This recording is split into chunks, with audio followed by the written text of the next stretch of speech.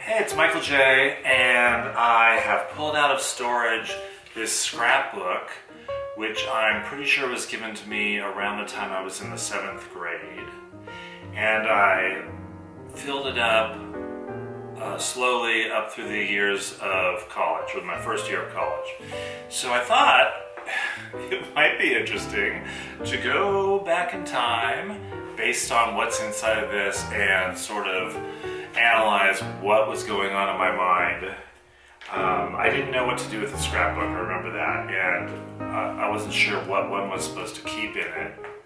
And so I just kept various things that I was into at the time or I thought I should save, I don't know. So the first thing that's in here is, this is a production called Christmas Goes Modern, apparently. Edwin Markham School. I have no memory of this show except there's a cast list and I guess Christmas went modern. But also there's a picture of the Grinch Who Stole Christmas, and I think that this was with my children's theater group. So two things going on here. About the time I was 12, I finished working with the children's theater group in Placerville. I did from age 8 to age 12, and then here on the same page we have Christmas Goes Modern. So, this program from a production at American River College, which was the branch in Placerville at the fairgrounds, and now it's a branch of Casumas River College. But at the time American River College, and we did Pantomime 79. So it was a college production, all pantomime, because you know in 1979 there was a pantomime craze going on. This was right on trend, but they needed some kids to be in it, and so we were doing pantomime with the Placerville Children's Theater. The director, Richard Harrison, came over and asked 4 of us to do it, and so this is a program from Pantomime 79. This page says Magicland. Magicland was my version of Disneyland. There was a part of our property where I made an amusement park called Magicland, and this is the Magic Magazine Guide. I made these little ticket books and stuff. We did that for one. That was 6th grade, 7th grade, right in there. There's a couple of images of Space Baby and Wolf Avenger, which was my friend Bruce and I did comic books, and I did Super Baby and Bat Baby. All the superheroes were baby versions, and he dreamed up Space Baby and Wolf Avenger, and I continued to draw them as well. Then I had nothing more to put in this book, and so I started clipping things from magazines, and especially the TV Guide. Anything came in our house that had to do with something I was interested in. And I was fascinated by the movie Popeye with Robin Williams. And so I clipped a bunch of pictures, it looks like, of the Popeye movie. They're black and white, they're from the newspaper or something that's on newsprint. I saw the Champ, Ricky Schroeder. I admired Ricky Schroeder and the Champ because he was a kid, kind of my age. He was a little younger than me, maybe. And he was a movie star. And in movies and TV, and then he had his Silver Spoons TV show, and I sort of thought, if only I lived in Los Angeles, I could be Ricky Schroeder, that's because I was a theater kid. And so, and then there was Empire Strikes Back. Okay, so this is a poster I drew, a flyer I drew for the spring concert with the Markham Players and the Markham Band. I have no idea what this play is. It doesn't say that we're doing, but there's a picture from the newspaper, the Mountain Democrat newspaper, and I'm in that picture right there in a trench coat. This is a Pirates of Penzance logo from the program. We went to see it in San Francisco. This is the ticket stub. You can see it when we sit in the orchestra for $25 in those days, and now $150, $200. Another poster I drew, this is the cover to the program Belinda and the Beast, which was a send-up version of Beauty and the Beast. That was when I was in 8th grade. Here's another drama award. This is a program for the the Old Coloma Theater, and my brother and I were in Firecrackers. We were in, this is a variety show they would do at 4th of July every year. My brother and I did a pantomime routine that was pretty funny. I wish we had a video tape of it because we got a lot of laughs. And my diploma of graduation from Markham. That's amazing that I have that. I didn't even know I could have saved that. Small little thing, but this is an Amtrak ticket because we used to be able to take the Amtrak from Sacramento to my grandparents' house.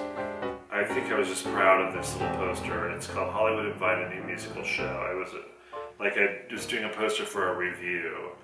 And it might have been something I was going to dream up to do in the backyard or the garage, because I would do that. Mostly I did puppet shows, but sometimes I'd make up live things to get the neighborhood kids involved. Okay, so now this is my first high school play, Tom Jones. There's a ticket stub. I was a character called the Black Shadow.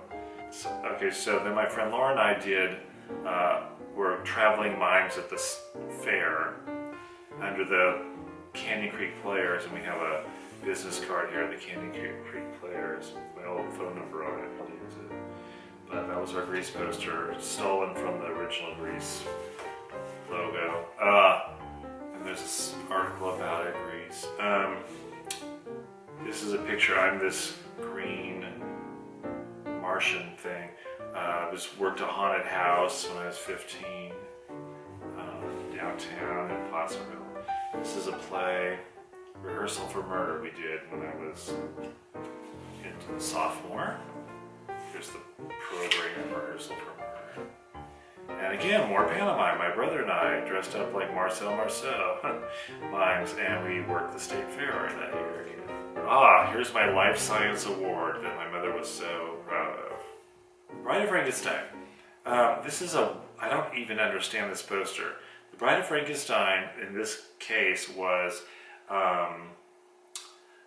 it was the Old Coloma Theater. It was not a melodrama. They usually did melodramas, but it was a send-up of the Universal horror things, because I was Dracula. So Dracula was in the Bride of Frankenstein. And it was the Bride of Frankenstein story set in Malibu with a beach party theme, and like Annette Funicello and Frankie Avalon were characters in it, and we had songs in it from the 60s. So it was fun. Not a melodrama. But this poster, whoever did this, has nothing to do with the theme of I think this is supposed to be some sort of 60s person or something. I don't know. But it has nothing to do with what the show looked like or felt like. So that's a horrible poster. I don't understand it. There's a good picture of me from the newspaper as Dracula, the Bride of Frankenstein. Okay, when I was a junior, we did a play, Ring Around the Bathtub, set in the 30s, and there was all this radio theater in it that we had to do. We did it all live, and I was in charge of doing the radio theater. We went to see the musical 42nd Street in San Francisco, and I saved my ticket. We were way up in the balcony, but that really made me want to take tap dancing lessons, which I did when I was a senior.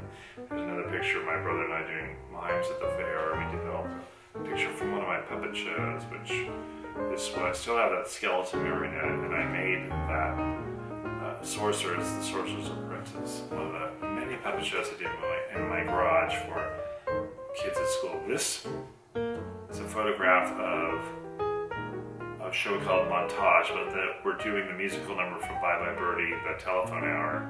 Sing Out Sweet Land was the first show of the Inter Arts Summer School program, and all arts kids from all over the district, all the different high schools could participate together. So I thought it was kind of cool because I made friends that were interested in theater from the different high schools. And there's a couple of photographs here. These are some nice photos taken from Montage, which is that review of scenes and songs and monologues I told you about. Really nice pictures of. At Theater El Dorado, we did a musical review I was in. There's different Broadway songs. There's a picture of us here in our get-up from the chorus line. And there's some pictures from the newspaper of it. From what I remember, I had fun doing it, but my friends all told me it was a big bore, and most of the show wasn't very good, except they liked the group numbers. I remember one friend said, anytime there's a group number, it's good, otherwise it's not. So that was interesting. Midsummer Night's Dream. My mom did the lettering, and I sort of designed how it would go, and then she did the lettering for me, because I was in charge of doing the program for this. Midsummer Night's Dream, same with the poster. The poster turned out nice, very simple, but a more effective poster than we had before, I think. I was in a radio show set at Christmas, and we did it like a Christmas 1944, a live radio show, that's what it was called. Christmas, yeah, here's the radio show program. How to Succeed in Business Without Really Trying. That was the last last show I did at Alvarado High School. And this is the logo from the original Broadway show that we're using there. Effective on red. Looks good in our program. There's some photos of the cast in rehearsal in the program too, in our bios. This is a picture of me and my date at her name's Amy. That's the homecoming dance that year. Oh, a commencement program at Alvarado High School. Interesting how thin this is, because at the high school where I work, it's a big fat booklet. So, very simple. And then I have a drama award here again. Drama award, arts, drama. So drama, arts, one little science award in my sophomore year. What's this? Alvarado Union High School District Certificate of Outstanding Achievement. Fine Arts and Drama. So this is another, maybe that's the award that I got from the newspaper picture 2 pages ago. Then we did Inner Arts again that summer, and we did the musical Carnival, which I had been taking tap dancing all my senior year, and so I put together with some of my friends who could tap dance. We did, a group of 4 of us did an act in this show, Berta's Here. Our Empire Theater, which is a movie theater in town, but had a stage, had closed as a movie theater because they opened a Cineplex on the other side of town. And so they were doing live events at the Empire Theater at this point, and this show, Berta's Here, Berta sort of ran the place, and she was a singer, and she put a band together, and that we came in and did a tap act at the beginning to sort of be a part of the entertainment. Okay, now I go to college, and so I'm filling up this thing, and this is Hartnell's series of 1 acts, and I'm in this 1 act blind date. And then I went right into the musical Cinderella, so there's a program for that. Pick a little. So it was a backstage photo from Cinderella. Oh, this is a key to my first car. My dad decided I needed a car when I went to college, so we got a Toyota. And I ended up, in my first year, having a bad car accident on a rainy night and totaled the car. And then I had a different, older Toyota for a while. Oh, I'm on the dean's list for good grades at Hartnell College, which was easy because it was all theater classes. So, I mean, I should be on the dean's list, you would think. Then we did in the summer HMS Pinafore, so I saved a review of that. Newspaper clippings, program, The King and I. What would have been my 4th semester out there, I went home for a semester and I choreographed Pippin at my old high school. My brother was still going there and he was in it. That's it. So basically from, I guess we'll call it 6th grade to my first year in college, there is a kind of a record that's a view into me, and pretty much you can see I was interested in theater from the beginning, and saving stuff having to do with my exploits with the theater all along the way.